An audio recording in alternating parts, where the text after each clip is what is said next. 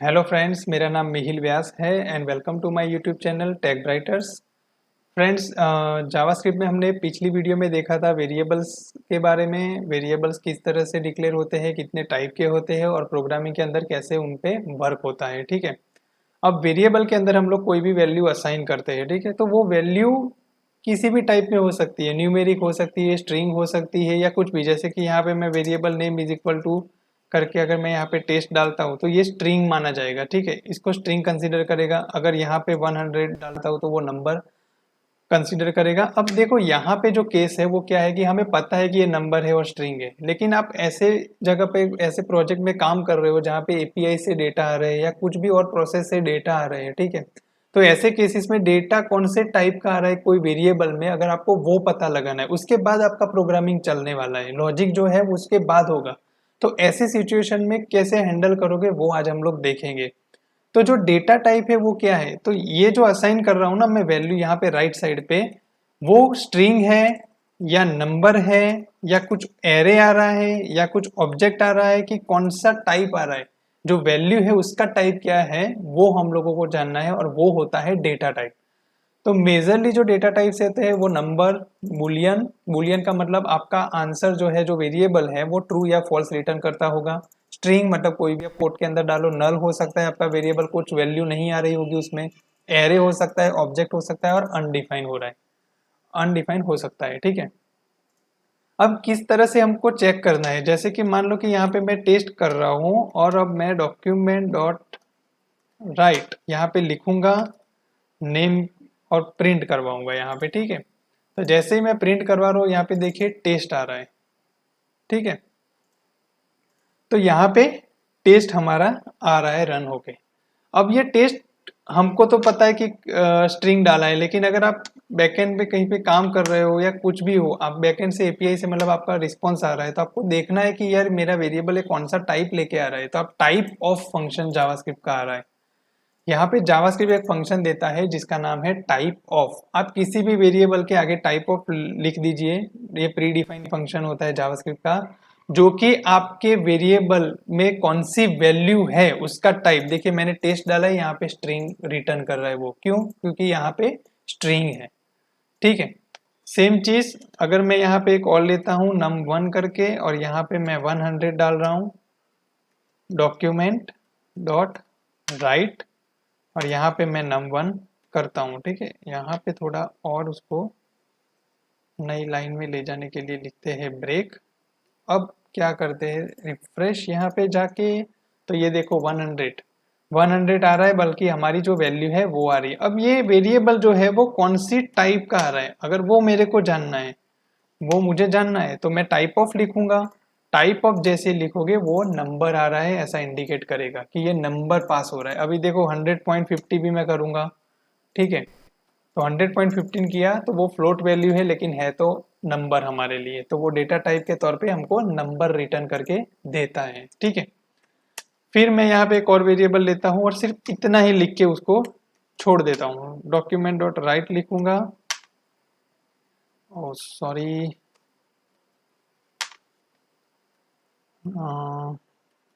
Type of num2, इसको यहाँ से किया मैंने कॉपी और यहाँ से किया मैंने पेस्ट, इसको भी यहाँ पे पेस्ट करके रखते हैं। अब रन करवाते हैं तो क्या हो रहा है, देखो अनडिफाइन आ रहा है।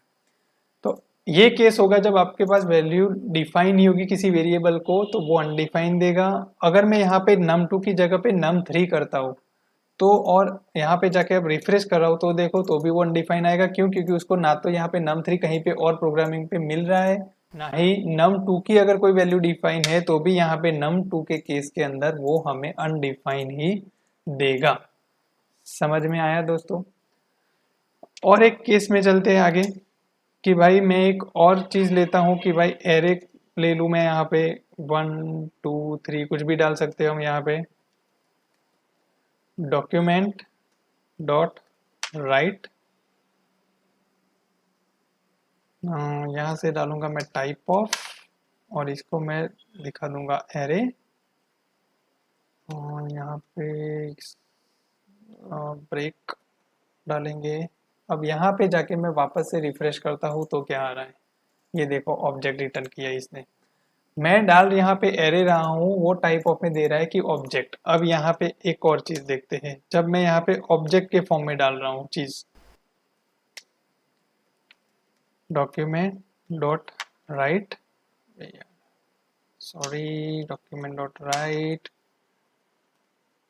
टाइप ऑफ, यहाँ पे ऑब्जेक्ट, और यहाँ पे भी ये चीज़ है। यहाँ पे इस तरह से हमको कोई भी वैल्यू डाल दें, यहाँ पे अभी के लिए बी डाल देते हैं 200, ठीक है। इसको भी रिफ्रेश करेंगे, ये भी ऑब्जेक्ट के फॉर्म में दे रहा है। क्यों? अभी यहाँ पे तो हमने डिफाइन किया था कि ये तो एक एरे है, तो भी वो टाइप उसका क्या रिटर्न कर रहा है हमारे पेज के अंदर, एक ऑब्जेक्ट के थ्रू कर रहा है। ऑब्जेक्ट कर रहा हूँ फिर भी वो ऑब्जेक्ट के थ्रू कर रहा है। क्यों? क्योंकि जब आप एरे को प्रिंट करवाओगे, अगर मैं यहाँ पे एरे को प्रिंट करवा रहा हूँ, ठीक है, डॉक्यूमेंट डॉट राइट किया, यहाँ पे सिर्फ एरे को मैं प्रिंट करवा रहा हूँ।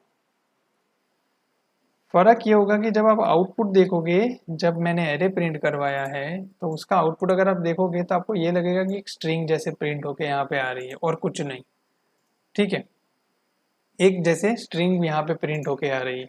तो वो एरे को भी यहाँ पे जो टाइप ऑफ अगर आप दोगे तो वो एज अ ऑब्जेक्ट के फॉर्म के अंदर आपको रिटर्न करके देता है टाइप ऑफ, और आप ऑब्जेक्ट के अंदर भी अगर टाइप ऑफ का इस्तेमाल करोगे तो वो वही करेगा। और एक बात यहाँ पे मैं बताना चाहता हूँ कि ऐसा नहीं है कि मैंने यहाँ पे वेरिएबल लिया है तो वेरिएबल के तौर पे यहाँ पे जाएगा। अगर मैं यहाँ पे नेम के अंदर भी कुछ डाल रहा हूँ, जैसे कि मैं डाल दूँ यहाँ पे डेमो, ठीक है, डायरेक्टली मैंने डाल दिया है तो भी वो स्ट्रिंग ही रिटर्न करने वाला है यहाँ पे। तो आप यहाँ पे टाइप ऑफ के अंदर डायरेक्ट वैल्यू भी चेक करवा सकते हो कि उसका टाइप क्या है, ठीक है।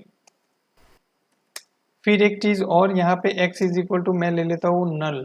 मान लो कि मेरे पास कोई वेरिएबल है, वो यहाँ पे नहीं प्रिंट होके आ रहा है, मतलब नल वैल्यू दे रहा है वो चीज मुझे यहाँ पे, तो मैं टाइप ऑफ में क्या पास करूंगा, x यहाँ पे पास करूंगा और चेक करूंगा कि भाई मेरा ये जो वेरिएबल है वो कैसे वर्क करेगा अगर कुछ नहीं आ रहा है तो यहाँ पे देखो नल एक ऑब्जेक्ट के थ्रू पे पास कर रहा है, ठीक है।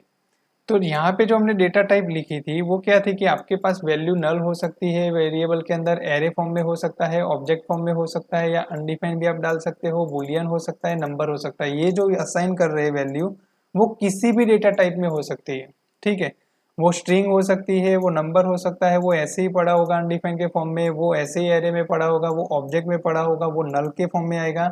लेकिन आपको चेक करना है कि वो कौन से टाइप ऑफ से आ रहा है। अगर मैं यहाँ पे नल को जो है उसको कोट में डाल देता हूँ तो अब ये क्या आना चाहिए हमारा, तो वो स्ट्रिंग कर देगा। क्यों? क्योंकि अब जो नल है वो मैंने कोट में डाला है तो उसको स्ट्रिंग कंसीडर करके चलेगा, ठीक है। हालांकि नल वैल्यू कब आएगी, जब आपका कोई ऑब्जेक्ट में कोई चीज ही नहीं पड़ी होगी तो वो नल रिटर्न करेगा। अगर आप एपीआई के साथ काम कर रहे हो तो आपका ऑब्जेक्ट नहीं आ रहा होगा तो उस केस में वो नल रिटर्न करता होगा। तो उसमें आप देख सकते हो कि आपका टाइप ऑफ क्या आ रहा है, तो ऑब्जेक्ट होगा, और आप चेक करवा सकते हो कि वो ब्लैंक है कि नहीं, ठीक है। फिर एक चीज आती है यहाँ पे, मान लो कि मेरे पास एक कंडीशन करके यहाँ पे एक वेरिएबल है, उस पर मैं लिखता हूँ कि 5 ग्रेटर देन 4, ऐसा लिखते थे, ठीक है, डॉक्यूमेंट डॉट राइट, ठीक है। अब मैं यहाँ पे लिखूंगा कंडीशन मेरी। अब इस कंडीशन के अंदर मैं क्या करूंगा, रिफ्रेश करूंगा, ये देखो ट्रू रिटर्न कर रहे हैं। अब ये चीज क्या है, तो ये कंडीशन है।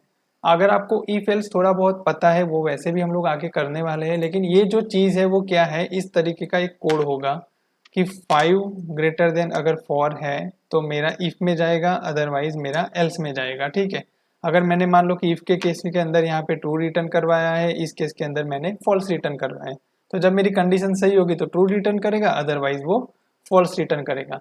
तो मेरा ये वेरिएबल जो है वो कंडीशन को कंटेन कर रहा है, और वो कंडीशन हमको क्या रिटर्न कर रही है, देखिए ट्रू या फॉल्स रिटर्न करेगी। अगर मैं यहाँ पे इसी को अगर चेंज कर देता हूँ सिंबल, तो अब यहाँ पे जो आउटपुट था वो फॉल्स हो जाएगा। समझ में आया? तो यहाँ पे फॉल्स हो गया। अब ऐसी चीज का मुझे टाइप ऑफ जानना है, ठीक है, तो मैं यहाँ पे क्या करूंगा, टाइप ऑफ। जैसे ही मैं यहाँ पे टाइप ऑफ करूंगा और रिफ्रेश कर रहा हूँ यहाँ पे, तो देखो बुलियन, तो ये जो डेटा आ रहा है वो आपका बुलियन फॉर्म के अंदर आ रहा है। ये वो डेटा टाइप रिटर्न कर रहा है कि इसकी टाइप जो है वो बुलियन है, ठीक है। तो इस तरह से आपका जो डेटा टाइप है वो चलने वाला है आपके जावास्क्रिप्ट के अंदर, और आप चेक करवा सकते हो कि आपको जो वैल्यू मिल रही है वो किस डेटा टाइप के फॉर्म में मिल सकती है, और बाकी का लॉजिक आप कर सकते हो। ठीक है, ओके, आज के लिए सिर्फ इतना ही फ्रेंड्स, फिर अगले वीडियो में हम लोग मिलेंगे। Thank you very much to see this video, and अगर अच्छा लगे तो सब्सक्राइब कर लेना, लाइक कर देना। Thank you very much and bye bye.